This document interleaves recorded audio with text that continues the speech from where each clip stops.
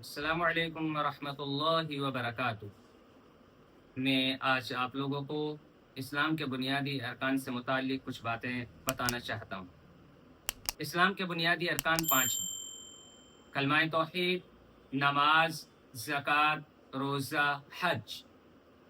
کلمہ توحید یہ وہ کلمہ ہے جس کلمے کو پڑھ کر ایک انسان مسلمان ہوتا ہے اور اسلام کے دائرے میں داخل ہوتا ہے۔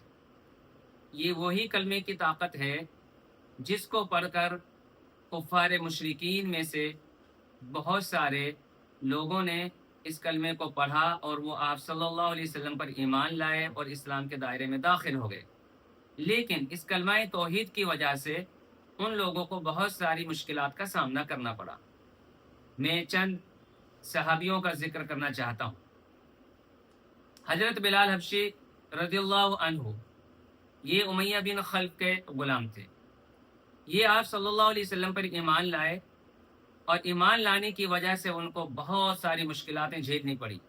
امیہ بن خلف ان کو بے شمار مارتے تھے، رات دن ان کی پٹائی کرتے تھے، ان کو آگ کے انگاروں پر لٹا دیتے تھے اور کہتے تھے کہ اے بلال، آپ کلمہ توحید کو چھوڑ دیجئے، ہم آپ کو چھوڑ دیں گے۔ لیکن بلال حبشی رضی اللہ عنہ کی زبان سے ایک ہی کلمہ نکلتا تھا، احد احد، اللہ ایک ہے، اللہ ایک ہے۔ میں اللہ کے نبی صلی اللہ علیہ وسلم پر ایمان لے آیا ہوں، میں اس کلمے کو کبھی نہیں چھوڑ سکتا۔ اسی طرح عورتوں میں سمیہ رضی اللہ عنہا ہے۔ حضرت سمیہ رضی اللہ عنہا نے اسلام کو قبول کیا اور کلمہ توحید انہوں نے پڑھا۔ ان کو ابو جہل نے بہت مارا اور انہی کے بیٹے اور انہی کے شوہر کے سامنے ان کو کلمہ توحید کی وجہ سے ان کو شہید کر دیا۔ حضرت سمیہ رضی اللہ عنہا نے کہا کہ اے ابو جہل، آپ جو بھی سزا مجھے دینا چاہتے ہیں آپ دیجئے، لیکن کلمہ توحید میں ہرگز نہیں چھوڑ سکتی۔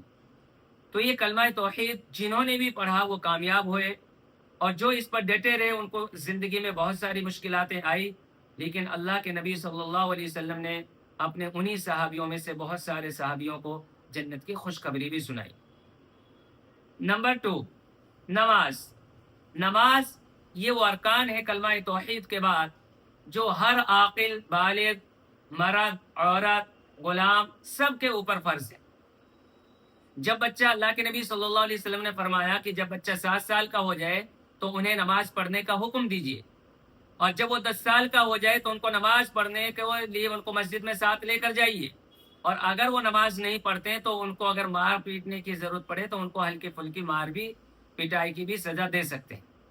تو اسی طریقے سے نماز یہ وہ ارکان ہے کہ جس کا چھوڑنے والا گنہگار ہے، اور اللہ کے نبی صلی اللہ علیہ وسلم نے فرمایا من ترک الصلاۃ متعمدا فقد کفر، جس نے جان بوجھ کر نماز چھوڑی اس نے کفر کیا۔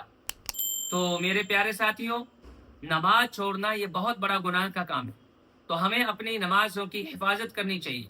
ایک دن میں اللہ کے نبی صلی اللہ علیہ وسلم نے امت محمدیہ پر 5 نمازیں فرض کی، تو ہمیں اپنی نمازوں کی حفاظت کرنی چاہیے۔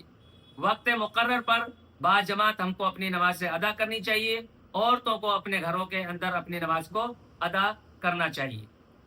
نمبر 3، زکوٰۃ۔ زکوٰۃ یہ وہ ارکان ہے جو انسان کو سال میں 1 مرتبہ نکالنا ہوتا ہے۔ مثال کے طور پر اگر ہمارے پاس 52.5 تولہ چاندی اور 7.5 تولہ سونا ہے تو اس میں سے ہم کو 2.5% زکوٰۃ نکالنی ہوگی۔ وہ زکوٰۃ ہم کو غریب، مسکین، یتیموں میں تقسیم کرنی ہوگی۔ نمبر 4، روزہ۔ روزہ یہ وہ ارکان ہے کہ اللہ کے نبی صلی اللہ علیہ وسلم نے روزے کے تعلق سے فرمایا کہ یہ روزہ وہ ہے جو قیامت کے دن ایک انسان کے لیے ایک ڈھال کا کام کرے گا۔